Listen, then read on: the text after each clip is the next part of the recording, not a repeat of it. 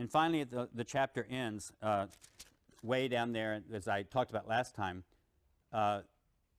verse 56, your ancestor Abraham rejoiced that he would see my day. He saw it, was glad. Then the Jews said to him, you are not yet 50 years old. Have you seen Abraham?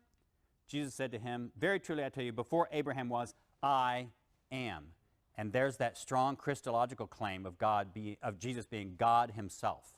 And of course, so they picked up stones to throw at him, but Jesus hid himself and went out of the temple. Notice there are these things going on. Jesus speaks in riddles in the Gospel of John. When they ask questions, he responds with non sequiturs. And then when they act like they want to believe in him, he pushes them and then starts, picking at them and accusing them of stuff. And eventually the scene ends up with everybody's all frustrated. Jesus is accusing them of trying to kill him. And sure enough, then they do start to try to kill him. And notice how in the Gospel of John, repeatedly, these issues come down to Christology. Who is the person of Jesus?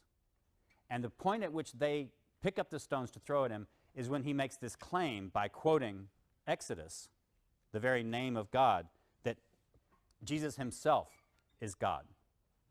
Remember how diverse we're finding Christianity, and we're going to start seeing that diversity now represented stuff in Christology. But we have seen it already in geography, right? There were anonymous Christians who went off out of Jerusalem after a certain period of persecution, and they took the message to Cyrene and to different parts of the east of the Mediterranean. And these were anonymous people. We don't know them. They weren't Peter. And then later, Paul and Barnabas take things around. And Philip goes off to Samaria, and maybe there's this Ethiopian eunuch in the book of Acts who's converted, and he may take the gospel back to Ethiopia. So the spread of Christianity historically was much messier than it really is portrayed in any straightforward way in the New Testament. We saw, for example, that in Thomas Christianity, which seems to have been very popular in Syria, and then all the way into India. That's a form of Christianity that's slightly different from the form of Christianity that's rising up in Rome at the time. There's another kind of Christianity that's growing up in Syria and India. There's another kind of Christianity that's growing up in Antioch and in that part of western Syria. And there's another kind of Christianity we don't know anything about at this point that's probably growing up in Egypt. We just don't have enough sources to know what kind of Christianity may have been growing up in Egypt. And those different kinds of Christianity are diverse with respect to the Torah, the Jewish law, right? If there's still a form of Christianity that's predominantly Jewish, that's located in Jerusalem, and it's led by James, the brother of Jesus, who seems to have been famous for advocating a certain kind of law-observant, Torah-obedient form of discipleship to Jesus, then you've got a form of Jewish Christianity that still seems to be keeping the law. And we've seen that reflected possibly in the Gospel of Matthew, with its teaching that the law is still something that people ought to obey. We've seen, though, that the Gospel of Mark teaches a Christianity that maybe some people say Mark was written in Rome, other people say maybe Mark was written in Syria or in Galilee, but with some kind of Christianity that's now predominantly Gentile, although it still has Jewish elements, but these are people who are not keeping the law. They seem to believe that they don't have to keep the Jewish law. And then we've got the form of Christianity in Luke that we saw, where the Torah, the law, represents a certain kind of an ethnic tradition of the Jews. So if you're Jewish, you should keep the law, but if you're a Gentile, you don't need to keep the law. And then we saw from the Gospel of Thomas and the Gospel of John, where is the concern about the law at all? It's not really there. You can read all the way through the Gospel of John. Sure, there are some controversies about the Sabbath, about what you can do on the Sabbath, but disputes about observation of Jewish law are not really at issue in the Gospel of Thomas. And they're not really at issue in the Gospel of John. What is at issue in the Gospel of John is Christology. What do you believe about Jesus? So let's look at the different kinds of Christologies you get in early Christianity too, before we move on to the letters. First, Mark, the Gospel of John. What is Mark's Christology? What is his doctrine of Christ? Well, for one thing, according to Mark, Jesus is the Son of God. Now, that doesn't necessarily mean yet that Jesus is completely divine or equal to God. You can be called a son of God without necessarily being God himself in this period of Christianity. But at least Mark certainly considers Jesus the Son of God. He also, though, considers Jesus to be the Messiah, the Christ, who has to suffer. And Jesus' suffering is for the purpose of ransoming us sinners. So now the Christology that Mark's working with is Jesus is the Messiah, the Son of God.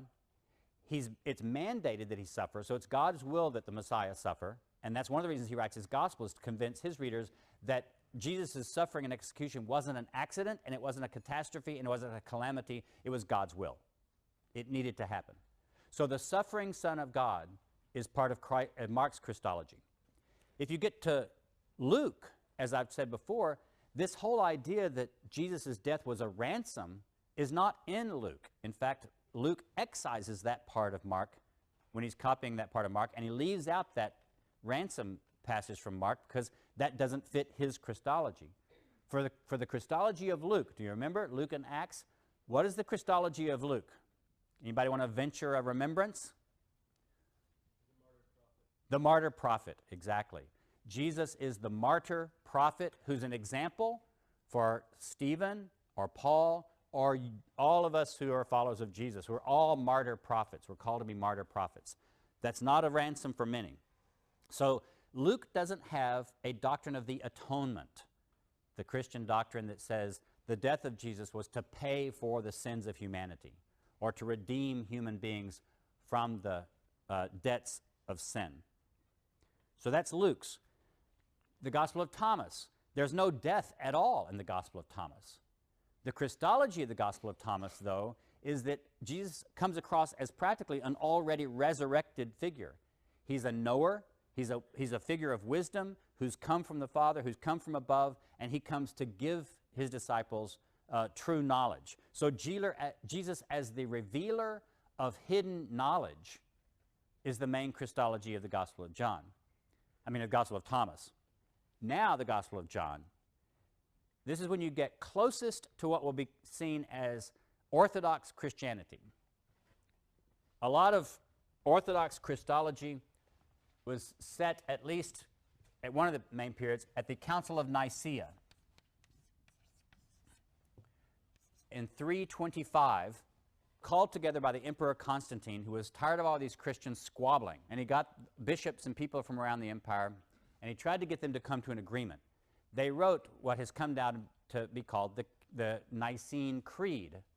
That Nicene Creed about Jesus being very God from very God, God from God, light from light, true, begotten, not made, because that was one of the Christological, so was Jesus Son of God because he was born from eternity as divine? Or did God say at one point, okay, he's a really good guy, I'm going to graduate him to divinity status? Because that was one Christology. So the Nicene Creed said, no, Jesus did not become divine, he always was divine. So the Orthodox Christology was set to a great extent by the Nicene Creed in 325. But how do we get from the year 30, when Jesus is crucified, the year 70, when the Jerusalem temple is destroyed and the Gospel of Mark may have been published, the 50s, when Paul was writing his letters, maybe the year in the 90s when the Gospel of John is writing, from those times all the way to the year 325, where there's a whole lot of fighting going on between Christians trying to solidify what the Orthodox Christology should be. And of these different sources we've talked about, the one that comes the closest to the Nicene Creed is this Christology of the Gospel of John. Because according to John, Jesus is fully God, co-equal with the Father. He's I am, that is, identifying himself with the figure who appeared to Moses in the burning bush. He's the descending and ascending Redeemer. He's also the Lamb of God, sacrificed for the people. And in his sacrifice, he takes away the sins of the world. All those elements that would end up becoming Orthodox Christianity, Orthodox Christology, those can be found in the Gospel of John.